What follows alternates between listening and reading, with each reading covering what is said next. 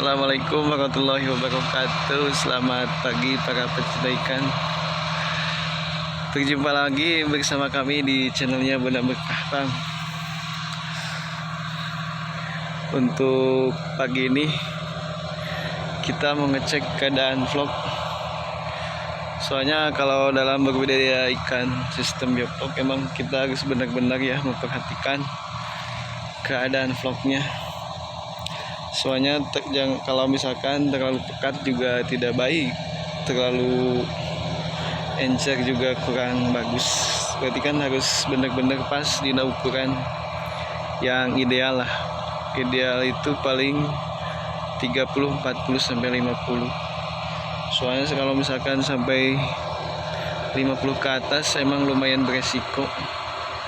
Dan kalau misalkan kurang juga berisiko juga dalam kematian.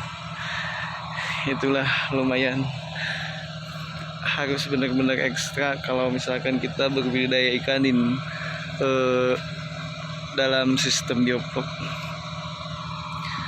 Tapi kalau misalkan urusan kualitas daging ikannya lumayan bagus kalau dibandingkan sama ikan-ikan rawa yang istilahnya konvensional, malah emang dalam dagingnya itu emang bener-bener enak lah, bisa bersaing dalam kualitas dagingnya. Itu udah kalau misalkan kita sistem biovlog. Cuman ya itu tadi, kalau misalkan berbudidaya ikan sistem biovlog emang harus benar-benar memperhatikan istilahnya SOP yang emang benar-benar harus kita lakukan lah. Jangan sampai ada hal-hal yang kurang lah dalam berbudidaya ikan. Mungkin itu sedikit ya istilahnya masukan atau misalkan informasi atau mungkin apalah, nggak tahu. Pokoknya dalam budidaya ikan sistem biovlog benar-benar SOP itu harus benar-benar kita jalankan. Jangan sampai ada kesalahan sedikit pun. Soalnya kesalahan sedikit bisa berakibat fatal, khususnya kematian dalam ikan. Itu mungkin. Dan intinya gini, kalau misalkan budidaya ikan sistem biovlog, oksigen juga harus benar-benar diperhatikan. Kecuali kalau misalkan kita tebar yang relatif normal lah. Kalau misalkan tebar yang terlalu padat, emang harus benar-benar titik aerasi harus kita jaga. Titik aerasi keluar harus benar-benar dalam hitungan yang pas. Insya Allah budidaya ikan sistem biovlog kita bisa berhasil. Oke, kita mau cek dulu nih. Ini kolam kedua kita. Kebetulan kolam yang pertama kita nggak isi. Kolam yang kedua ini kita mau cek nih kekentalan vlognya berapa. Soalnya memang takut kelebihan. Kalau misalkan kita mau ngecek kadar vlognya itu emang harus kita simpan dulu.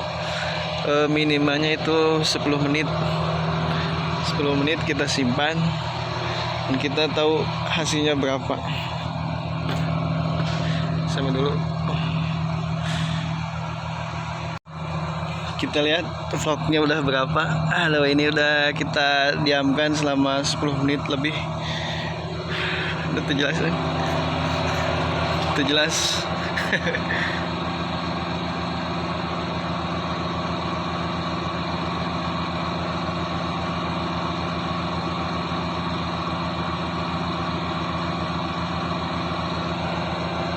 Kisaran baru 25 ya vlognya, di 25. Berarti masih agak sedikit kurang aman lah untuk 25 vlognya.